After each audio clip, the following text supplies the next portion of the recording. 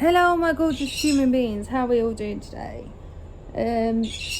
Basically today I'm going to share with you as much information as I can about one of my health conditions which affects roughly 1 in 10 people in the UK, and share my personal experience about it. So I was diagnosed with polycystic ovary syndrome back in 2013. That was after a miscarriage, and so it's been 7 years now that I've been dealing with this, and this year is the first year where I've been put on a medication to try and help, which is called metformin. It's also used as a diabetic medication as well, just purely because of the amount of insulin in the body. So you will find out more information in this video about it. I don't want to drone on too long, so I'm going to try and get through this as quick as possible for you guys. So polycystic ovaries is a common condition that affects how a woman's ovaries work. So the three main features are irregular periods, excess androgen, which is high levels of male hormone, which may cause physical signs such as excess facial or body hair. Like me personally, I get it on my face, I get it on my stomach, I get it on my toes.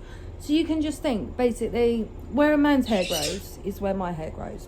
I have to shave my face every day. As embarrassing as that sounds, hair removal does not work.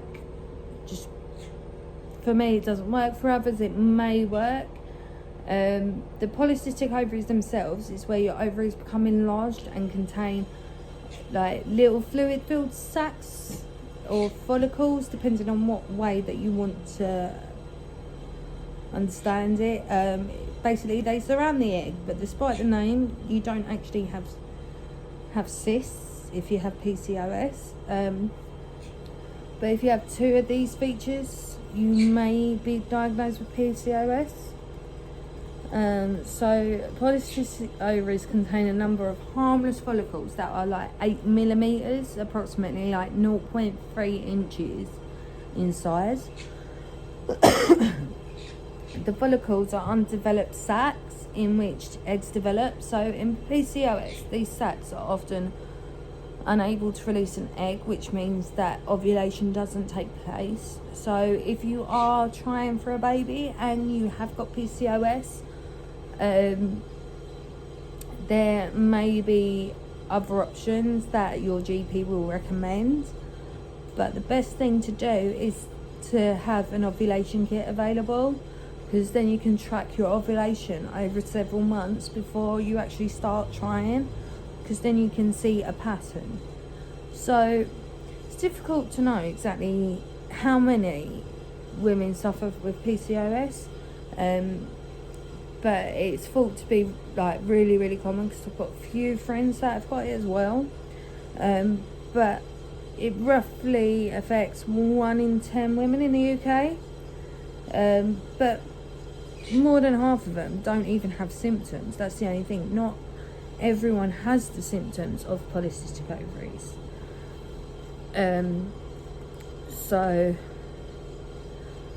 But if you have signs and symptoms of PCOS, they usually become apparent during your late teens or early 20s. So 2013, I was, let's work this out, I'm 31 now, 31 minus 7, so I was 24 when I actually got diagnosed. But some signs and symptoms of it can include like irregular periods, no periods at all.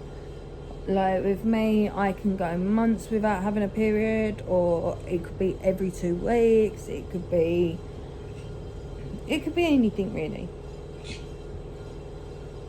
And like difficulty getting pregnant as a result of irregular ovulation or failure to ovulate, which once again, it is an essential if you are trying for a baby to get your ovulation kits, get your calendar, get everything, and monitor everything before even conceiving. So yes, it can get a bit pricey, but hopefully the outcome is worth it. Like, I've tried the ovulation kits. I have only ovulated 3 times this year. So it is really, really low for myself. As same again, the excessive hair growth, weight gain is a big one for me. Is a big one for me, because I managed to get down to a size 8, but that was through diet, and then because of I suffer from IBS as well, changing diet, it just doesn't help. Thinning hair and hair loss from your head. So like, with me personally, I thought I had alopecia. My GP thought that I had alopecia, and I actually haven't. It's due to the polycystic ovaries. I get very oily skin. It doesn't affect everyone that way, but myself, I've noticed that my skin gets really oily. I get quite a bit of acne as well. So it's not the same for everyone. Everyone is different. Everybody's body is made different. So please don't think that I'm exactly on the spot, but I'm just telling you how my experience is. But polycystic ovaries as well, this is another thing that you need to monitor, because it's also associated with an increased risk of development health problems later in life, like diabetes type 2, high cholesterol. So it's really, really a good idea to get a good diet in you. Plenty of exercise. Exercise helps loads with mood lifting. But the exact cause of PCOS is unknown.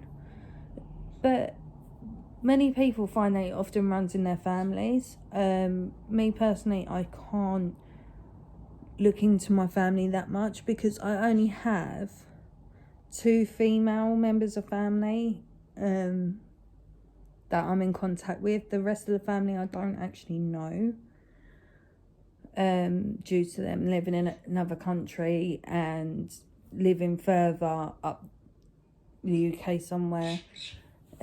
So I can't really track that.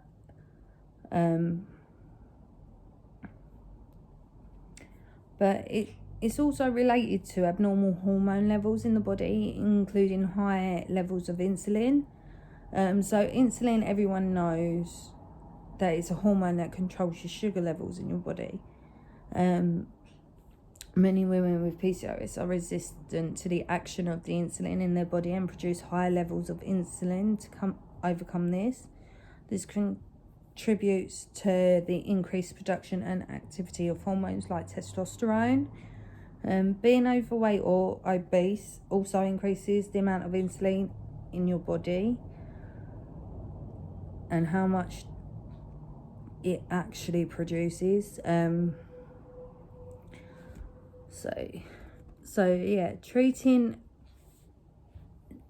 PCOS, there's no cure for it, but the symptoms can be treated. So if you're ever concerned or you do get diagnosed with PCOS, please speak to your GP. Even if you just think that you've got it, speak to your GP. There's plenty of tests to run. You've got blood tests, scans, there's loads that they can test. If you have PCOS and you're overweight, like me, technically, even though I'm a UK 12, I'm technically classed as obese. But losing weight and eating a healthy, balanced diet can make the symptoms better. Medicines are also available to treat symptoms such as the excess hair growth, irregular periods, fertility issues. Basically, if fertility medications are not effective, a simple surgical procedure called a laparoscopic I can never pronounce it. laparoscopic ovarian drilling, LOD. Best thing to do would be Google that word, because I can never pronounce it. But this involves using heat or laser to destroy the tissues in the ovaries that are producing the androgens, which again, it could be testosterone. So with treatment, most women with PCOS are able to get pregnant.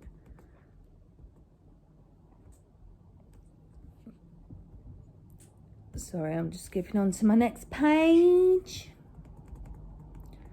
So if you experience symptoms of the polycystic ovaries, they usually become apparent in your late teens or 20s. Not all women with PCOS will have all the symptoms, and each symptom can be vary from mild to severe. Some women only experience menstrual problems or are unable to conceive, or both. Like myself, I haven't been able to conceive for the last 7 years. So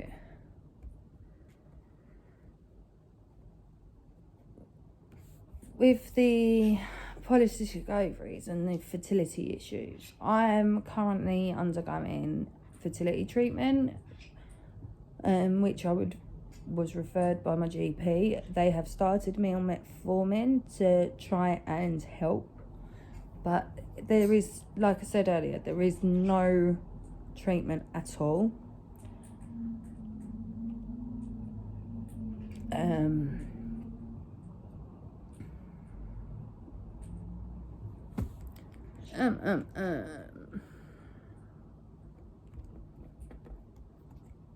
So with the risks in later life, it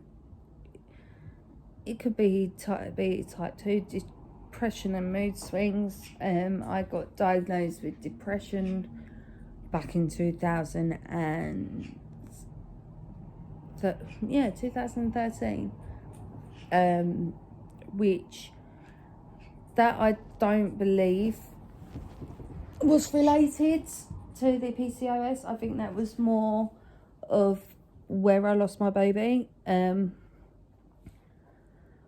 But it can affect your confidence, your self-esteem. You could have high blood pressure, high cholesterol, which can lead to heart disease and possibility of a stroke.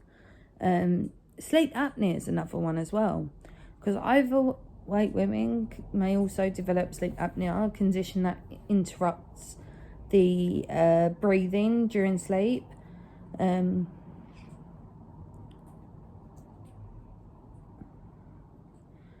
So women who have had absent or very irregular periods for then like 3 or 4 periods a year for quite a long time, so it's over like many years, you also have a high risk of developing cancer of the womb lining, but the chance of getting the cancer is still small and can be minimized by using treatments to regulate periods, such as the contraceptive pill and IUS.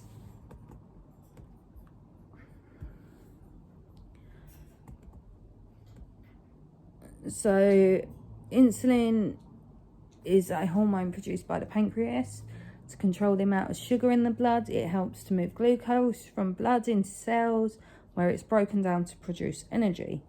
Insulin resistance means the body's tissues are resistant to the effects of insulin. The body therefore produces extra insulin to compensate. High levels of insulin causes the ovaries to produce too much testosterone, which interferes with the development of the follicles. The sacs, basically what that is the sacs in the ovaries where eggs develop, and prevents normal ovulation. Insulin resistance can also lead to weight gain, as we said before, which can actually make the symptoms worse, as having excess fat causes the body to produce even more insulin. So with the hormone imbalance itself, many women are found to have an imbalance in certain hormones. So that includes the testosterone, there's a hormone that stimulates ovulation, but may have to have an abnormal effect on the ovaries if the levels are too high. Levels of sex hormone binding global. I can't pronounce all these words. I'm sorry. I'm not a fucking scientist. It's basically a protein in the blood that binds testosterone and reduces its effect. Raised levels of prolactin, only in some women with PCOS, a hormone that stimulates the breast glands to produce milk in pregnancy. But there isn't an exact reason why these hormones occur. So genetics. PCOS sometimes runs in families. In any relatives such as my mum, my sister, my aunt, the risk of me developing it is often increased. So this suggests that there may be a genetic link to PCOS, although specific genes associated with the condition may not have been identified. So there's so many ways of tests and diagnosis and everything else. So diagnosis criteria. A diagnosis of PCOS can usually be made in other rare causes of the same symptoms, and they'll be ruled out and you meet at least two of the following criteria. Why can I not speak today? You have irregular periods, the blood test showing that you have high levels of the male hormone, scan showing that you have polycystic ovaries. Only two of these are needed to be present to diagnose with PCOS. You will not necessarily need to have an ultrasound scan before the condition can be confirmed. If you are diagnosed with PCOS, you may be treated by your GP or referred to a specialist, either gynecologist or an endocrinologist, which is a specialist in treating hormone problems. So your GP or specialist will discuss with you the best way to manage symptoms. They'll recommend lifestyle changes and start you on the right medication. So with me, for the last 7 years, I have been without any sort of treatment, any sort of help, and it wasn't until I got referred over to the fertility treatment that I was actually given the metformin. So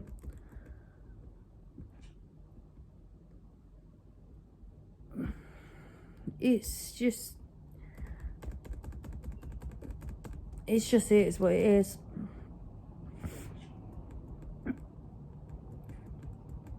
Like lifestyle changes. So in overweight women, the symptoms and overall risk of developing long-term health problems from PCOS can be greatly improved by losing excess weight. So a weight loss of just 5% can lead to a lot of improvement. So you can find out whether you're healthy by calculating your body mass index, which is a measurement of your height and weight. A normal BMI is between 18.5 and 24.9. Mine's actually slightly higher than that. Mine's 27.4. So there are plenty of BMI calculators online that you can actually use. You can lose weight by exercising regularly and changing to a healthy, balanced diet. But if you're like me and you have other health conditions, it's not that easy to lose the weight. Your diet should include plenty of fruit and veg, at least 5 portions a day, whole foods. But what my fertility consultant has done is put me on a low carb diet. It doesn't work for everyone. So my next consult is in January, which I'm actually going to discuss with him, because being on the low carb diet, it has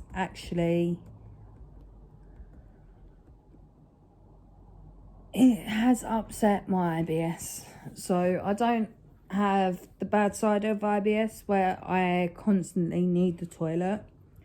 I go the other way, where I end up being bloated, my stomach swells, I'm in pain, I can't go to the toilet. That's how mine's affected, because I don't have regular bowel movements.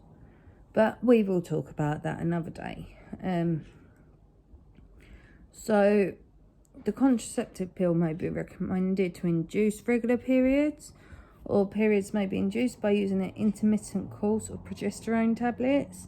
They're usually given every 3 to 4 months, but can be given monthly. This will also reduce the long-term risk of developing cancer in the womb lining associated with not having regular periods. Other hormone methods of contraception will also reduce the risk of keeping the womb lining thin, and this may not cause periods. So if you are trying for a baby and you do suffer from PCOS, it could be harder. So with fertility problems, with treatment, most women with PCOS are able to get pregnant. The majority of women can successfully be treated with a short course of tablets taken at the beginning of each cycle for several cycles.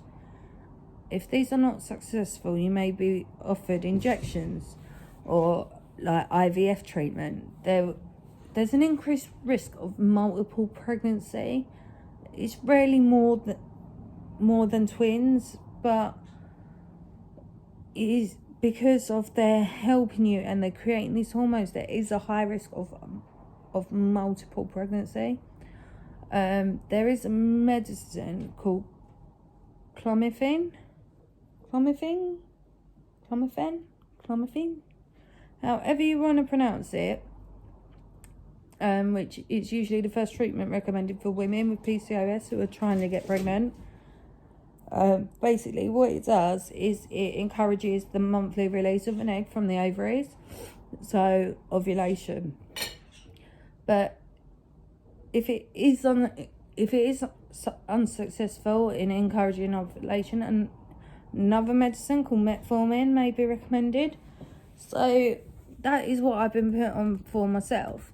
So metformin is often used to treat diabetes type 2, but it can also lower insulin and blood sugar levels in women with PCOS, as well as stimulating ovulation, encouraging regular periods and lowering the risk of miscarriage. Metformin can also have other long-term health benefits, so such as lowering like high cholesterol and reducing the risk of heart disease.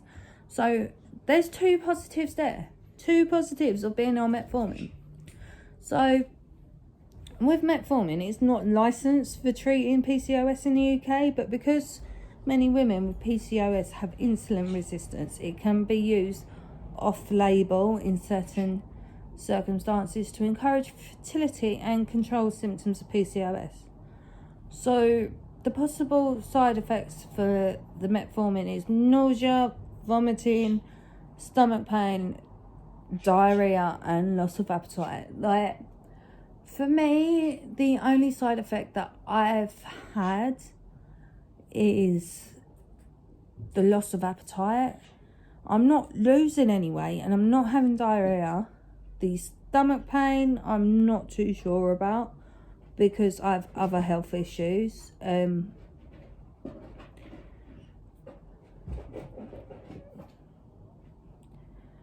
But as metformin can stimulate fertility, is if you're using it for PCOS and not trying to get pregnant, make sure you are using suitable contraception if you are sexually active. So letrozole is sometimes used to stimulate ovulation as well, instead of clomiphene.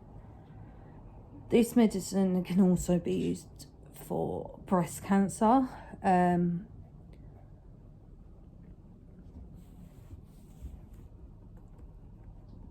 So although letrozole is licensed for treating breast cancer, it does not have a license for treating PCOS. Doctors sometimes do use unlicensed medication if they think it is likely to be effective. and the benefits of the treatment outweigh any associated risks. So if you are unable to get pregnant despite taking oral medications, a different type of medicine may be recommended to you. These are given by injection. These are higher risk that they may overstimulate your ovaries and lead to multiple pregnancies. So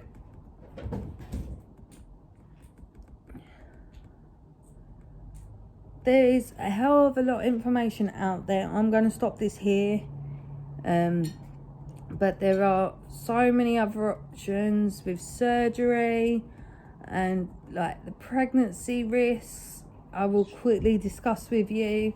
So if you have PCOS, you have a higher risk of pregnancy complications such as high blood pressure, which is also called hypertension, preeclampsia, gestational diabetes and miscarriage. So these risks are particularly high if you're obese. If you're overweight or obese, you can lower the risk by losing weight, but that's before trying for a baby. So I'm hoping I didn't drone on too much. I'm hoping that you understand what I was going on about. If not, guys, if you want to know anything else, drop a list in the comments of what else you would like to know. The next health issue that we will discuss on my next video is the underactive thyroid. And yeah, so you guys have a lovely day. I know it's a lot of information to take in, and I know this video hasn't got the greatest quality, but I've got as much information for you as possible. If you ever are unsure, please contact your GP. Alright, I love you guys. I will see you soon. Be safe, be happy.